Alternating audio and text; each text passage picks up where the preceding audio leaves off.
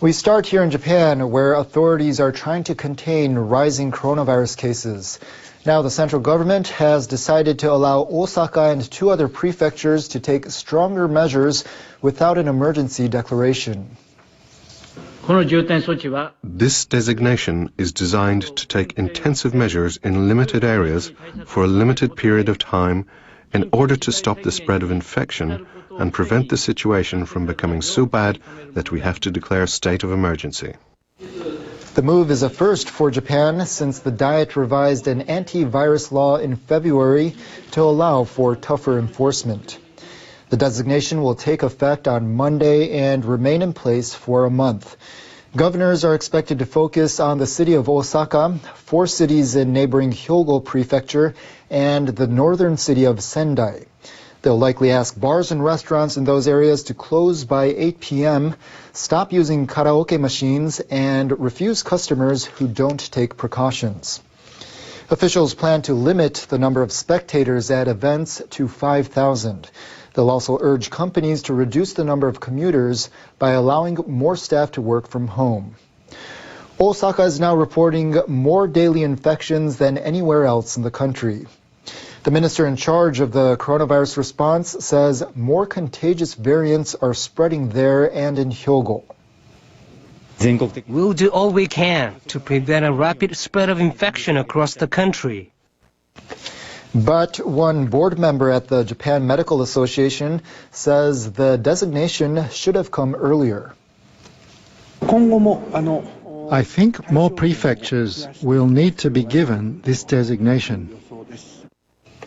Over 2,600 infections were reported across Japan on Thursday, including 475 in Tokyo. Given the situation, the governor of Osaka Prefecture and the mayor of the city of Osaka say the Olympic torch relay should not go ahead in the city.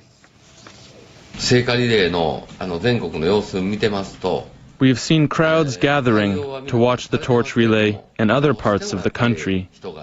It is very sad, but I think the relay should be cancelled in this city. Matsui also says an event to celebrate the arrival of the torch on April 14th should be held without spectators. Governor Yoshimura Hirofumi says he'll discuss the matter with the municipality and the Tokyo Olympic Organizing Committee. He says he hopes that segments of the relay scheduled for other parts of the prefecture on April 13th and 14th will take place as planned. The Olympic flame was carried through the city of Nagano on Thursday. Officials there have banned spectators from some parts of the route because of a recent spike in cases.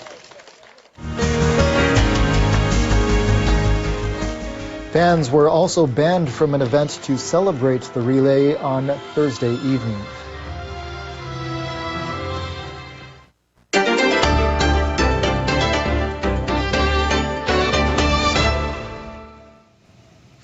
Turning now to Myanmar. Thursday marks 2 months since the country's military staged a coup.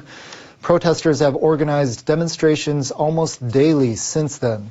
The military has declared a 1-month ceasefire in its fight against ethnic armed groups supporting the anti-coup protesters, but it's indicated no intention of easing its crackdown on the protesters. People in the largest city of Yangon have been staging demonstrations for nearly 2 months since the coup. They sing songs to commemorate those who've died during the crackdown by security forces. A local human rights NGO says 536 people have been killed, including children. The military has also carried out airstrikes against armed ethnic minority groups that have been attacking military positions in support of the protesters since last weekend. The military has also sent ground troops into areas controlled by the groups to step up its offensive. Amid growing fears of a showdown between the armed groups and the military, thousands of people, mainly ethnic Karens, have evacuated to the Thai border province of Mae Hong Son since the weekend. A local NGO says most of them have already been sent back. The Thai government announced on Thursday that around 200 are still in the country, with some receiving medical treatment for injuries. A Karen woman working in Mae Hong Son says her daughter and her husband on the Myanmar side are still hiding in the jungle to escape the airstrikes. I am so worried about my daughter and my husband. I am concerned that they are starving.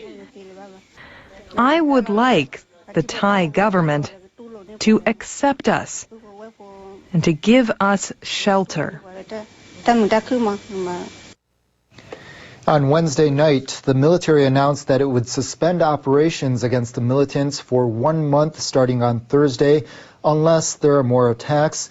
It called on the militants to agree to talks on a ceasefire. But the statement makes no mention of ending the violence against protesters. A Karen ethnic NGO told NHK that they witnessed air attacks on Thursday. Meanwhile, a body of ousted lawmakers, including members of Aung San Suu Kyi's National League for Democracy, released a statement on Wednesday. The group, called CRPH, called for the abolishment of the current constitution, which strongly reflects the intentions of the military. A special envoy to the United Nations appointed by the group told NHK that they're working on drafting a new constitution in cooperation with a wide range of groups. Our interim constitution is ready. It is done by so many experts, both that includes ethnic arms organizations, civil society organizations. It was reflections of the wishes and the will of the people of Myanmar. Sasa also said the CRPH is calling on all ethnic minorities and armed groups to join hands in order to topple the military junta. A Hong Kong court has found 7 prominent pro-democracy activists guilty of unauthorized assembly charges stemming from a huge protest in 2019. They include former Legislative Council member Martin Lee. The 82-year-old is known as the father of democracy in the territory. Media tycoon Jimmy Lai was also convicted. Lai is the founder of the Apple Daily newspaper, which is known to be critical of Beijing. The court found all 7 guilty of organizing or taking part in an unauthorized assembly in August 2019, when massive crowds of anti-government demonstrators marched through the city. They're expected to be sentenced on April 16th. Supporters gathered outside the court building early in the morning, shouting that protesting is not a crime. We will still march on, no matter what lies in the future. And we believe in the people of Hong Kong. We believe in our brother and sister in our struggle. And the victory is ours. Many leading pro-democracy activists and politicians in Hong Kong have already been detained or marginalized as Beijing ramps up its crackdown on political dissent. Taiwan has opened its first pandemic travel bubble with the Pacific island nation of Palau.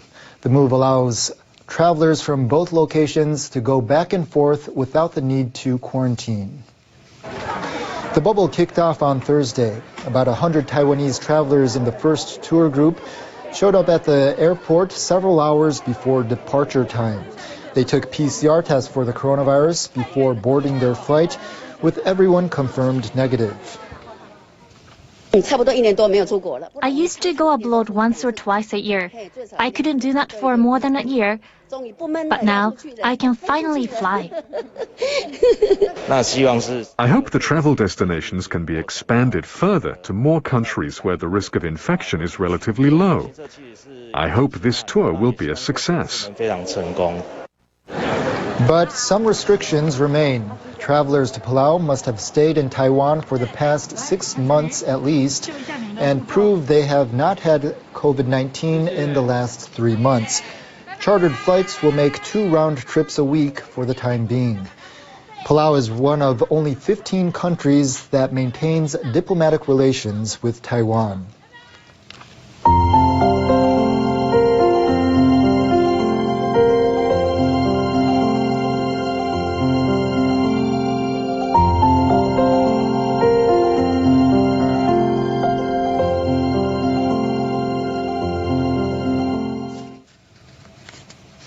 Here in Japan, April 1st is the start of the business year. Companies across the country hold ceremonies to welcome new employees. But this year, the coronavirus prompted some to scale those ceremonies down or hold them online. One firm that scaled down its event is the trading firm Itochu.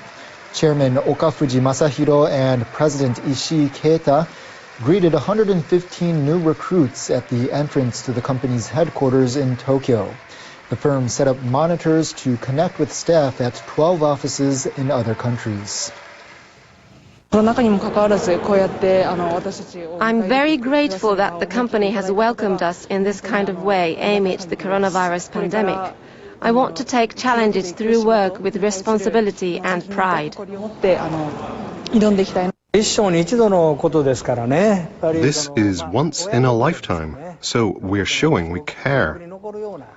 We want this to be a moment they remember.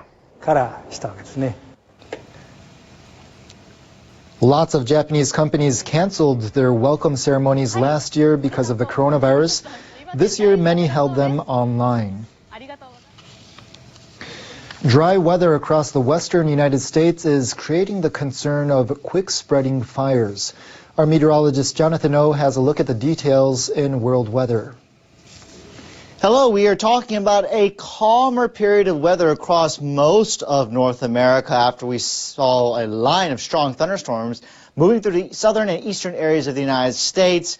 But that's leading to some fire danger concerns. Strong winds and dry weather, bad combination when it comes to the concerns for quick sparking wildfires. And we're talking about everywhere from the Plains states down into even northern portions of Mexico where wildfires have been burning. Some areas in the Plains states could also be dealing with some critical level concerns as we go through Thursday. Friday also looking relatively dry for a good portion of the United States. Maybe some showers down to Mexico City, but north of there staying dry, and that's going to be of some concern as we go through Friday. Meanwhile, it's been warm across Japan. We are talking about temperatures that moved up into the upper 20s down toward Okinawa and also into Kyushu.